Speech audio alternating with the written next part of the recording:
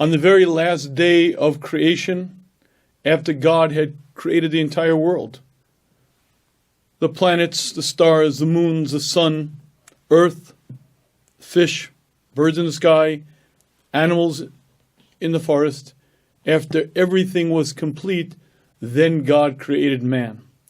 But the Medrash explains to us not as an afterthought, not as something, well, let's add something to creation, but rather the reason for and the pivotal point of everything in creation. And the Medrash gives us a parable. They say, imagine the following. Imagine you invite a man to a meal. First, you prepare the meal, then you set the table, and only when everything is ready do you usher in your guest. So too, God put everything into its proper order, put everything into existence, and only when the world was complete, then God ushered in man, because man is the reason for creation, the reason for the animals, the birds, the stars in the sky, and therefore man was created last, much like the guest who's ushered in to a ready, prepared meal. And that measure seems to give us a perspective of man's place in the planet, man's place in the order of creation, but I believe that also should bring us to an interesting question. And that is that it sure does seem that God put many, many features into other parts of the world that man could have benefited from. Man could have had a better time here, an easier time in his existence, and clearly man wasn't given them. Let me give you an example. Let's go into the wild kingdom for a moment. If we study the wild kingdom, we'll find that there are many, many features that wild animals have that would benefit man in a tremendous way, yet they're clearly absent from man. Let's start with an example. I have a background in martial arts, and I remember when I was a young fellow, there was then a martial art practitioner, a very well-known fellow whose name was George Dillman. George Dillman was a pretty good martial artist, but probably a better showman. And George Dillman would put on demonstrations that were very well attended. First he began breaking wood, then bricks, then finally huge blocks of ice. And eventually George got to a point where he ran out of things to break. And he ran out of things to top his last show. So George decided that he was going to put on the ultimate karate demonstration. He was going to fight a bear. Now, obviously, he wasn't going to really fight a live bear, but he brought in a circus bear that had been trained. And together with the trainer, they choreographed the fight scene. The bear would swing wide, George would duck, George would punch, and they went through a whole choreographed fight scene, and the show was arranged. Well, George took himself seriously, and maybe a tad too seriously. George decided that he was not going to just go through the choreographed fight scene. The day of the fight, George decided he's going to knock the bear unconscious. Well, the crowd is drawn. George takes the stage. The trainer brings out the bear, and it's billed as the ultimate fight between man and beast. The trainer releases the bear, and they circle, and they begin going through the choreographed fight scene. The bear swings wide. George ducks, and George hauls off and smashes the bear full force in the chest. You could hear the thud 6 rows back. Well, needless to say, George did not knock the bear out. But George did manage to get the bear angry. So angry, in fact, that if the trainer hadn't jumped into the ring to stop the bear would have mauled George to death. And George learned an important lesson that day.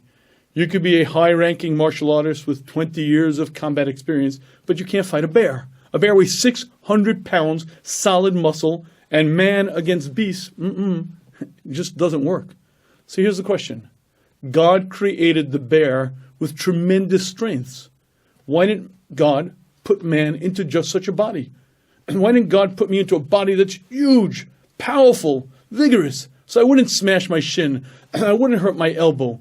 Why didn't God make man much, much more powerful? Take the same essence of man, the same human personality, but put it into a body that's far more powerful. And if you don't hear this question, let me share with you another observation. It's a February evening, and you're shivering to the bone. You have layer upon layer upon layer. Nothing keeps the cold out. Strangely enough, the polar bear doesn't suffer much in the cold. Matter of fact, the polar bear will take its claw, cut open a hole in the ice, go in for a nice dip into the Arctic Sea, come out, shake its fur off, and sun itself in the minus 20 degree temperature. the bear doesn't shiver, because the bear has been coated with a layer of blubber, and the bear is very comfortable in its environment. Why didn't God make man bigger, stronger, with a thick coat to keep him warm so that man shouldn't suffer? And if you begin looking into the wild kingdom, you'll find many, many features that God clearly is capable of creating. God did create them, and God gave them out, but strangely enough, not to man. Let me share with you another example. The next time you're in the dentist's chair, and you have that powerful, horrible toothache, the wisdom tooth that your dentist tells you is going to have to be dealt with, I want you to think about the shark. The shark. Why the shark? Because that mighty hunter of the sea has 25 rows of teeth. If he has trouble with a tooth, pops out, and the next one comes in, fits itself in, and he's good to go. Why didn't God create man with 25 rows of teeth? So if I have a trouble with the incisor, with my molar, pop, it's gone, a new one comes in. And if you look about the wild kingdom, you'll see many, many features that God gave out, dispersed clearly, and didn't give to man. But if man is the reason for creation, if man is the pinnacle of it all, wouldn't you imagine that God would gather all these strengths, all these things, and give it to man, the reason for it all? And if you study what happens in our world, you'll quickly see that there are strange things going on.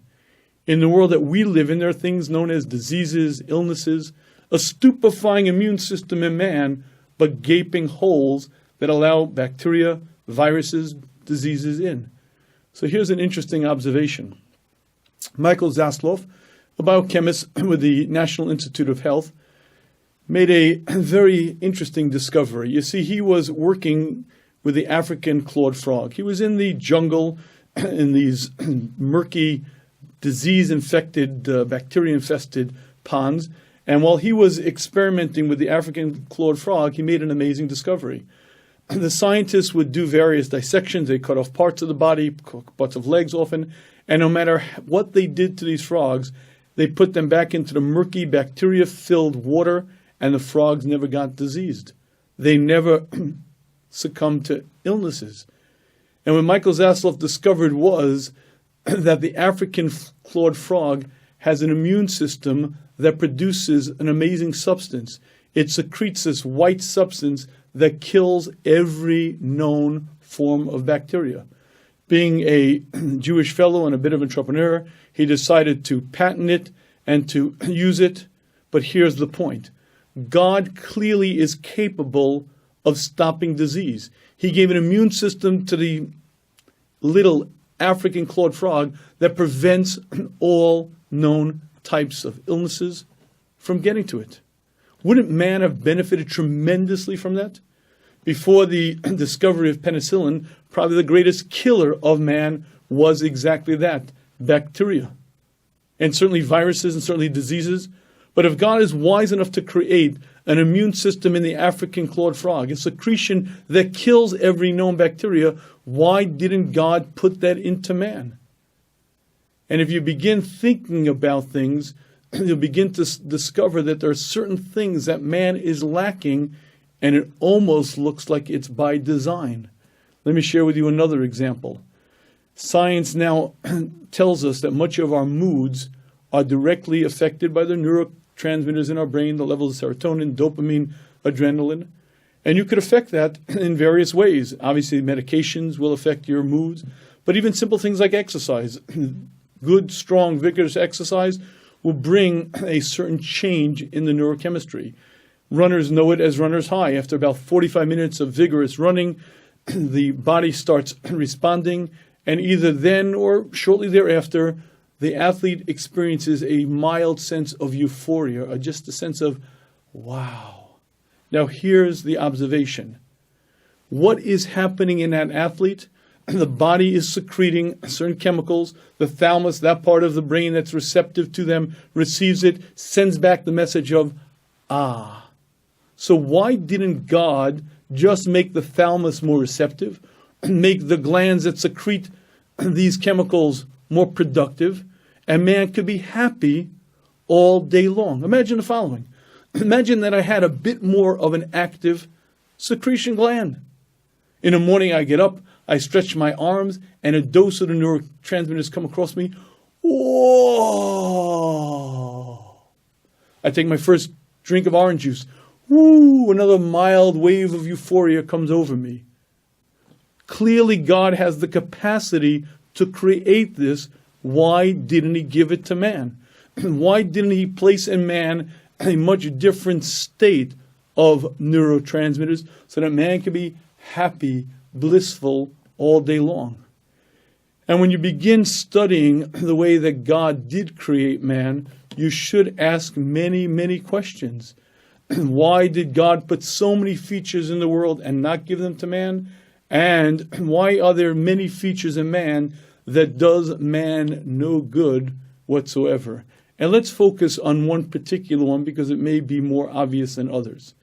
If you've ever experienced a stomach ache, you'll note that it's very different than a toothache, different than a muscle ache, and different than a headache, bit different than when one of your internal organs are bothering you. When you stub your toe, it hurts. And when you smash your shin, it hurts. But the hurts are very different. And if you begin studying pain, you'll quickly realize that there are vast differences in pain. Totally different types of pains. There are burns, there are scrapes, there are breaks. You could almost write poetry about the different types of pain that man experiences. And when you focus on the fact that almost none of it does man any good, none of it benefits man, none of it makes man happier in his stay in the planet, the question you should ask is, why would a kindly, giving, loving Creator put so much effort so that man should suffer? Clearly, a lot of wisdom went into the delivery system. Clearly, a lot of forethought went into the plan of it, all for me to say, ow, and feel pain. Why do it? And at the risk of being irreverent, I'd like to posit that if I were given the job of creating man, I would do a far better job than did God. In fact, imagine with me for the following. Imagine that one day I hear a loud voice from heaven. Schaefer, yeah. I was sent to tell you. What? I was sent to tell you, you think you can do a better job? God says, go ahead, you make man. Oh my goodness. I was given a mandate. I was given a mandate to create man. Let's go.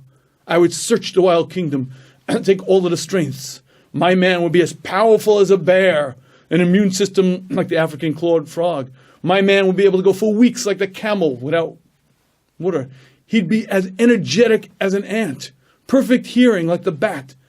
My man, whoa, what a huge gland secreting those neurotransmitters all day long, euphoria.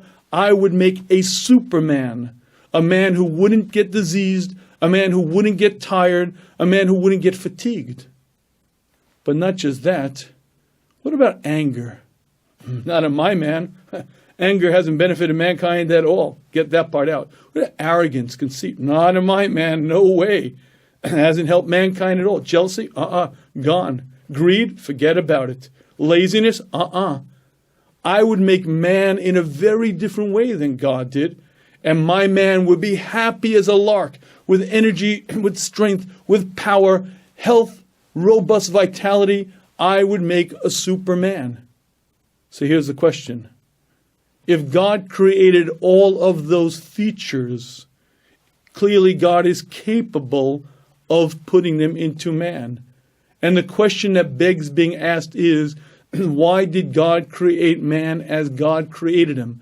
This man who's powerful, yet so fragile. This man who's so independent, yet so dependent.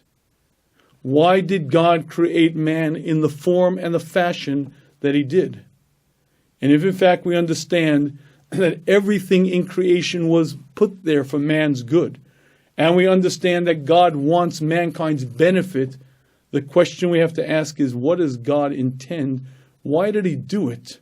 What did he have in mind? And I'd like to share with you another area of question. And to do that, I'd like to share with you a distinction that most people don't seem to make. There's a very clear distinction that most people sort of gloss over and in their existence sort of just seem to be oblivious to. There is in the world something called pleasure, and there is in the world something called passion or desire. And the two are very, very different. Let me share with you what I mean. Imagine that you're shipwrecked. You're on the boat, and the boat collapsed, and you find yourself shipwrecked on an island. Not a soul there. Nothing. And it's day after day. On the third day, you're famished. You're thirsty. You haven't eaten in days. You haven't been so hungry in your life, and you're looking up and down the island. Finally, under a tree, you see a bag. Oh my God, a brown bag. You open it, and inside is a crusty peanut butter sandwich that's been sitting in the sun for 6 months. You wolf it down faster than you ate anything in your entire life. Now, here's the question. When you ate that peanut butter sandwich, were you hungry? Oh, I better believe you are. Did you eat it with a lot of desire? You sure did. Did you get much pleasure from that activity? For the rest of your life, do you think you're going to be reminiscing about, the crackling of the bread as it scratched my palate, the acrid, pungent taste of the bitter peanut butter as it kind of scratched on the way down? I doubt you would derive much pleasure at all. A lot of desire, a lot of passion, but very little pleasure. And this distinction between pleasure and passions gets man into an awful lot of trouble and makes for a lot of wrecked lives. Let me share with you a very interesting example of it. If you speak to someone who's addicted to chemicals, to alcohol, whatever it may be, and ask them to describe the first time they got high. Whoa, it was astonishing. It was amazing. A better experience than I ever had in my life. Okay, that was the first time they get high. But now that they're addicted, now that they can't stop, ask them to describe the pleasure that they derive from the activity.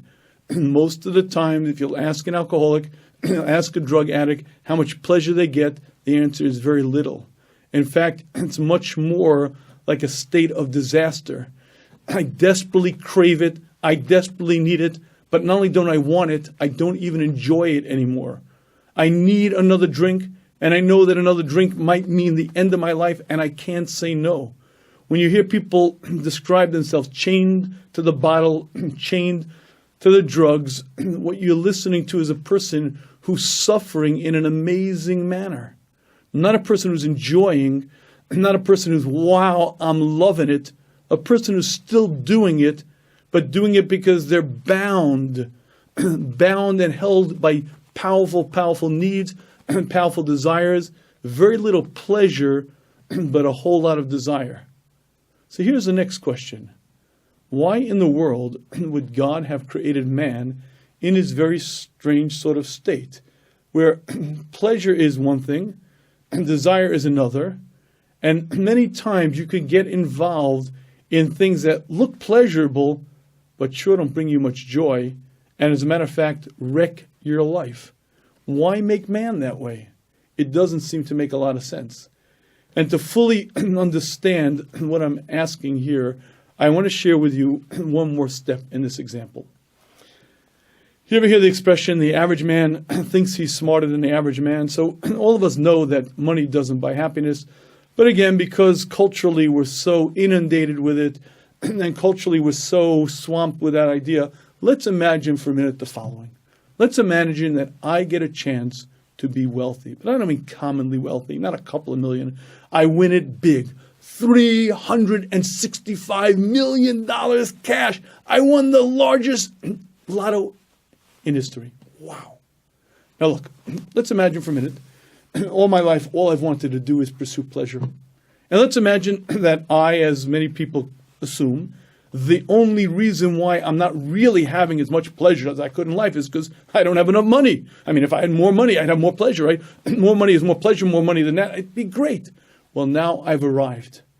Imagine I'm there, $365 million. I could spend it however I want, and now I can go out at what I'm looking for in life, the pursuit of pleasure.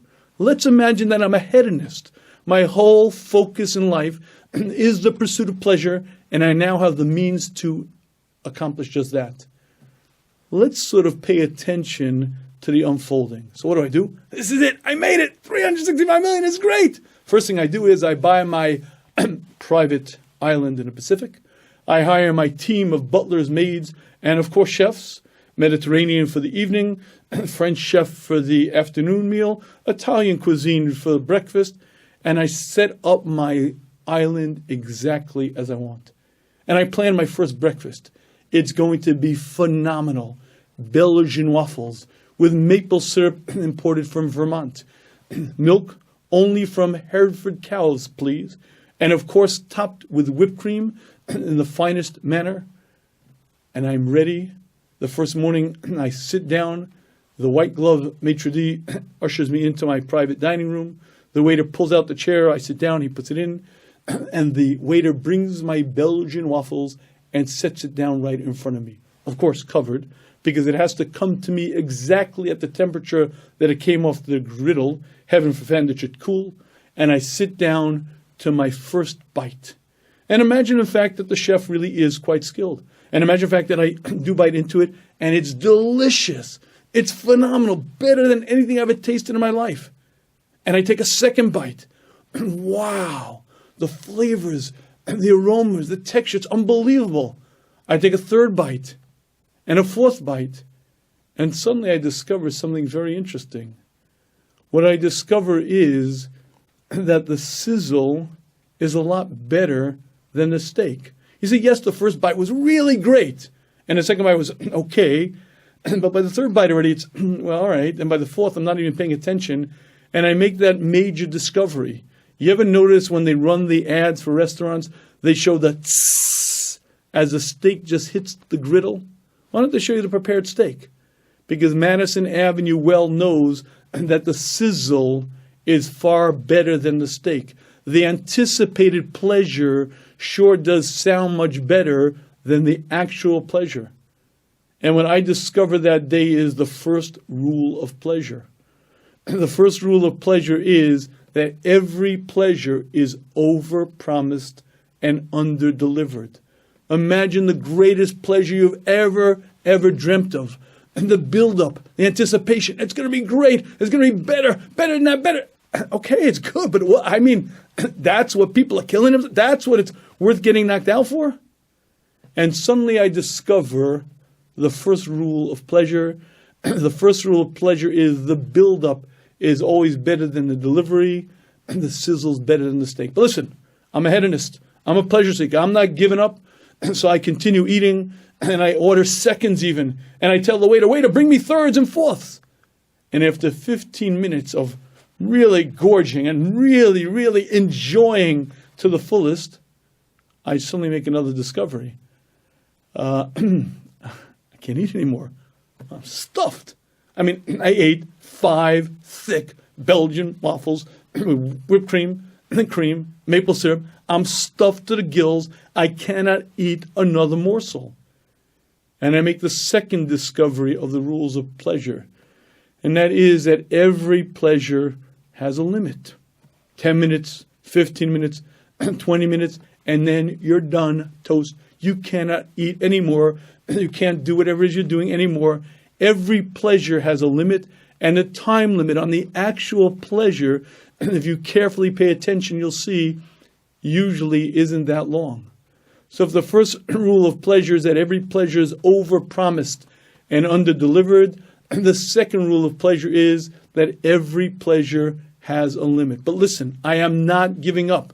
I have been pursuing pleasure my whole life. And the only reason I couldn't have it is because I didn't have money. But now I got money, and I am not giving up so fast. So I set myself out on my major tour. I am going to party and enjoy life. Okay. So I go about my day, plan my day, bungee cord jumping off the Eiffel Tower. Oh, I don't know, maybe then to Paris to go look at the museums. And I prepare myself for a beautiful day. I go about my day and come back to my private island by water ski because that's how I prefer traveling. And I come back and lie down in bed. Of course, I have to go to sleep early because if I don't get a good night's sleep, I'll be cranky next day. I can't really enjoy myself. I can't have full pleasure if I'm cranky and tired. If I lose an hour's sleep, I'll be who knows what. So I put myself into bed early and get up the next day fresh and ready to start my second day of pure pleasure seeking. Let's go. I tell the waiter, those Belgian waffles yesterday, they were great. Do it again. Exactly as you did it yesterday. So we do the same routine. The white glove maitre d' ushers me in. Waiter pulls out the chair. I sit down. The waiter brings by, takes the cover off, and there they are, as perfect, as luscious, as crisp as yesterday. I take my knife and fork. I cut in and prepare myself for the anticipated pleasure. I bite in, and they're good. They're really good. You know something? I think they were better yesterday. Wait, come here. And they tasted better yesterday. Did the chef change the recipe? No. Did he do something different? No. Bring me another one. So the chef brings me another one, brings it out himself. I bite into it. And again, it tastes good. It tastes okay, but not quite as good as yesterday. And I discover the third rule of pleasure. The third rule of pleasure is the first time is the best time, but there's only one first time. The first time you bite into a steak, the first time you've ever eaten that type of dish, it's delicious beyond description. You can't even think of words to describe the pleasure that you have. But that first time is exactly that first time. It's unique, it's special. The second time it'll still taste good, it'll still taste nice, but the first time is the best time and is only one first time. And now I'm beginning to get a little bit upset because my whole life, all I dreamt was pleasure, and I discovered all these rules. I mean, first of all, there's a limit to every pleasure, and second of all, they're all built up more than they are, and worse than that. I mean, there's only one time that's really the most phenomenal, amazing thing, but there's no second time it's as good. And I'm beginning to get a little bit bothered by these rules. But I'm not giving up. So I set about cruises, and I decide to plan my jet skiing, and I plan all of the various things that I'm doing, and I go, first off, I need a vehicle. I go into the BMW showroom. I buy one in every color of the rainbow. I hire my private limousine driver, and I'm experiencing pure pleasure. And as I go off on my carefree life of pleasure and enjoyment, somewhere along the line, I discover something very, very interesting. What I discover is that every pleasure is something that I had. Yesterday, I had a great time. It was amazing. Yesterday, I went skiing for the first time. It was awesome. I had a blast. I went to a new part of the world. I had a great time. And the fourth rule of pleasure is every pleasure is something that you had and you have nothing left of it. And what happens to me after a month or after 2 months is I suddenly discover something very, very interesting. Pleasures leave me empty.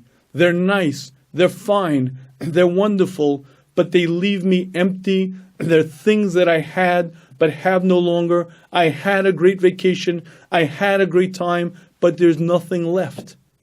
And I feel empty. I feel lacking. And I begin to realize something is very funny going on in this thing called the human. Why did God make me this way? The drives and desires, that those drives and desires don't correlate directly to pleasure. Rules to pleasure that are so limited. Pleasure that's so fleeting and passing. Why did God make the human in the way that God did? And the Mesilas Yesharim, the Path of the Just, says something so profound, powerful, yet obvious. He says that any thinking person, when studying the human condition, will quickly understand that God could not have created man for his station in this world alone. Because if man was created for his position, for his station in this world alone, then God did a terrible job creating so many features in man that didn't need to be there, not putting in so many things that should have been there, these urges, these desires, these strange needs, and yet they leave me empty. And if I pursue them, I'm caught up. And if I don't, I'm left in what is going on? And if you begin to study the human, what you begin to understand much more clearly is that God has a very clear plan for mankind.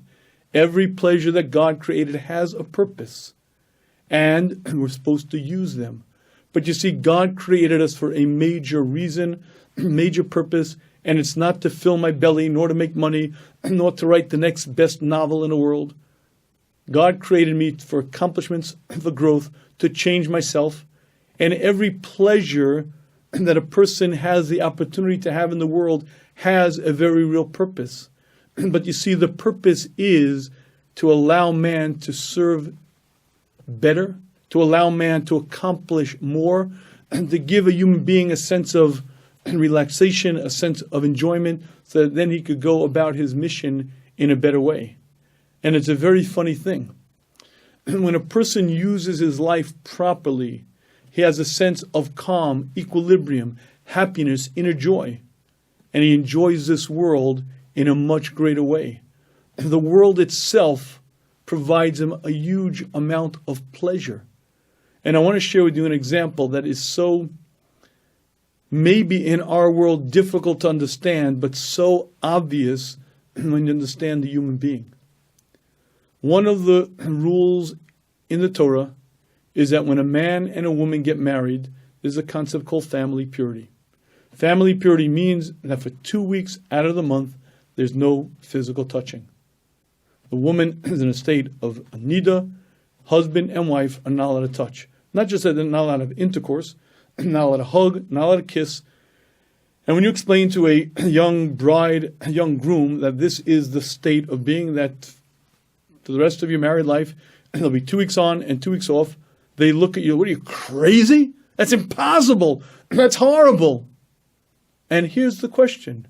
Why would a kindly, loving, giving God create such barbaric, archaic, nasty rules? You can't touch your own wife. I'm not talking about another woman. I'm not talking about something forbidden. Your own wife. A wife can't touch her husband. A husband can't. Why? It sounds ludicrous. It sounds ridiculous. Why would God institute such laws? And would you like to understand the reason? I'll give you a very simple exercise. Find me any bride's picture. Find me any picture of any bride on her wedding day. And I challenge you to find a frown on her face. You won't find it. Every bride, as she walks down the aisle, radiant glow, happiness, joy, she knows in her heart that she's deeply in love, and the love will carry them forever. She's embarking on life with joy, happiness, deep love for her groom. And here's the interesting observation. Currently, in the United States of America, divorce rate is 50%, often within a few years, often not that.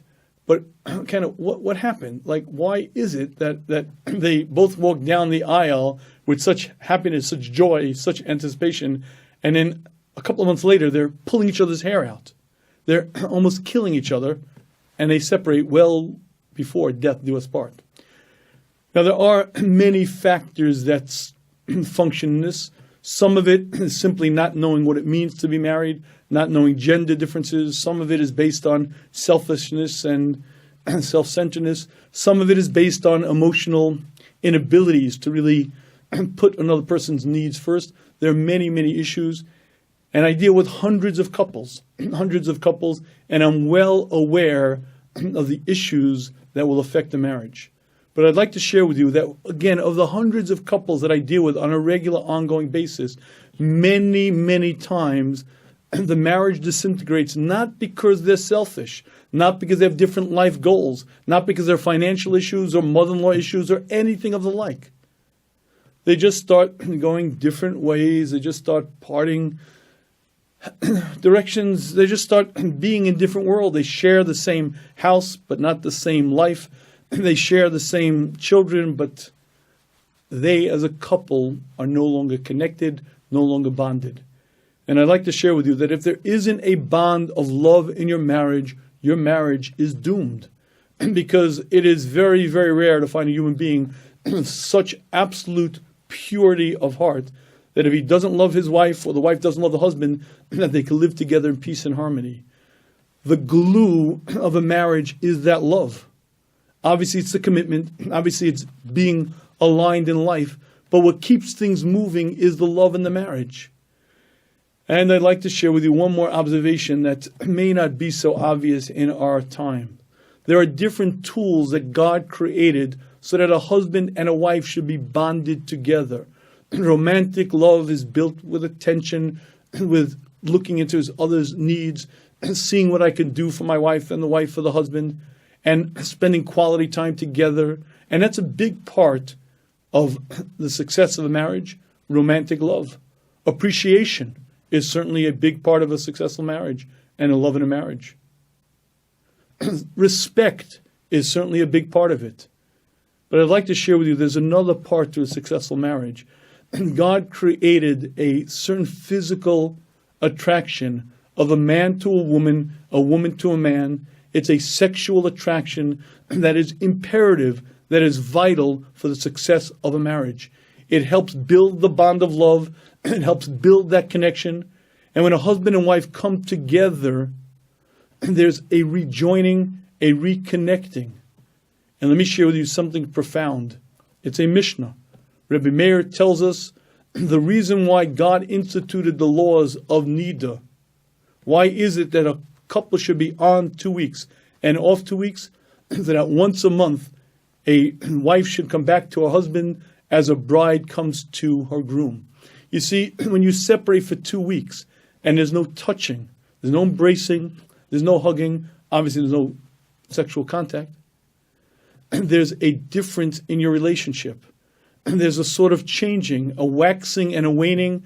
Yes, you are a little bit physically apart, but there's a different sense in the balance of the relationship. And suddenly a husband will look at his wife with more of an appetite. A wife will look at her husband with different sort of eyes. And as the days pass and the weeks pass, there's a difference in the communication. They relate to each other differently. And after the 2 week period, when they come together, it's a beautiful reunion. A reunion that creates and fosters that bond of love, attachment, that helps them continue in the long course of life. Astonishingly, many marriage therapists, secular marriage therapists, when a couple comes to them with trouble, one of the first recommendations they have is try separating for 2 weeks. What? Try separating for 2 weeks? That's a Torah con. Yeah. Try separating for 2 weeks, because what you'll find is that when something's too accessible, too available, it no longer has the same allure, no longer has the same desire, and it sort of loses its appeal. Separate for a while, and then when you come back to the new appetite, a new desire, and if you begin studying the human, you'll find something profound. God created the human to succeed. And God gave us a Torah, the guidebook, how to lead a successful life. And when you follow the systems, you lead a meaningful, purposeful life, and you enjoy life in a very real way. Many times couples will tell you things get stale. I don't know, do you keep the laws of Nida? No. But it gets stale. Why does it get stale? I don't know. We're just always together. I don't appreciate her. She doesn't appreciate me. And I don't know. It just doesn't work. And it's an amazing thing. In anticipation of that, because God is our creator, God instituted a waxing and a waning period. So that a husband and wife should look at each other with different eyes at different times of the month, look at each other with a different sense of appreciation, and the marriage should continue in a very beautiful way. It's one of the tools for a successful marriage. When used properly, the marriage continues. When you tell it to a teenager, oh my God, that's horrible. Why would God do such a mean, evil thing? But when you recognize that God put desires into the human not by accident, carefully planned and properly adjusted. And when man uses the system properly, he follows those desires in the right course, in the right time, and they bring him to an attachment, to a bonding.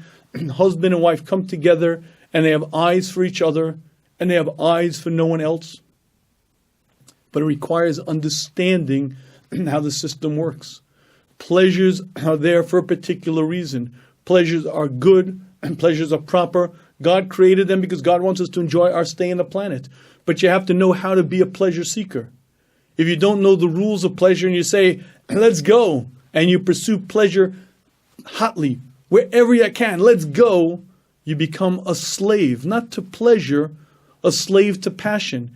And this mistake that people make, and they mistake pleasures and passions, is one of the most destructive mistakes people make. You see it in drug addicts, you see it in alcoholics, and you see it in people who destroy their marriages, destroy their happiness. And do not tell me that a person who's looking at other people all day long, lusting with appetites and hungers, is a happy human being. I'm sorry, they are not. But show me a couple who are happily married, who enjoy each other in the right way, in the right time, have a beautiful relationship based on respect, based on mutual affection. Yes, there are limits. The pleasures aren't always, and it's not always, but the human being can't have constant pleasure. There are 4 rules to pleasure. There are limits to every pleasure, and every pleasure only has a purpose. But in the context of a proper marriage, they have a union that's beautiful, a union with respect, a union with love, and the physical intimacy, the sexual relationship, serves a very significant purpose. It brings them closer and helps foster that bond of love and keeps it fresh. And is a freshening each month, and each month it renews, and they continue their path in life. It's a very strange thing, this human condition. If a person is willing to learn, is willing to understand what his Creator wants from him, you can lead a beautiful, successful life. But if you decide, listen, I don't care about the instruction manual of the manufacturer, I'm doing things my way, and I'm out there, and I become a pleasure seeker, or just a whatever, who cares? What you're going to find is not much success in life, not much in the ways of accomplishments, and certainly very little happiness. I think if you study the human, you'll find something very, very obvious. God created us in a very exact balance, so that we'll be challenged. Many, many life situations are exact, demanding challenges to us. The human being was created extremely dependent on many, many things, so that he recognizes that he is a creation. The human being was created with limitations, so that he realizes who he is and who he's not. And if you want to know why God didn't make man powerful like a bear, strong and forever, it's because at the end of the day, man is put here for a purpose, to change the essence of himself. And if I were happy as a lark all day and didn't understand why I was here and didn't have a pursuit of meaningful growth, I didn't have a Torah system to allow me to change, to nurture my inner soul, to allow me to work on my character traits, to work on becoming a better giving person, there'd be no reason for existence. But God put the human here for a very particular purpose, and God created the human in a very particular way. God created us in a way that we can grow, we can accomplish, but we will be challenged throughout life. Every pleasure is there for a reason. And yes, they have limits, because the purpose of life isn't pleasure. Pleasures are tools, and pleasures are things to be used, but each of them has a very specific purpose.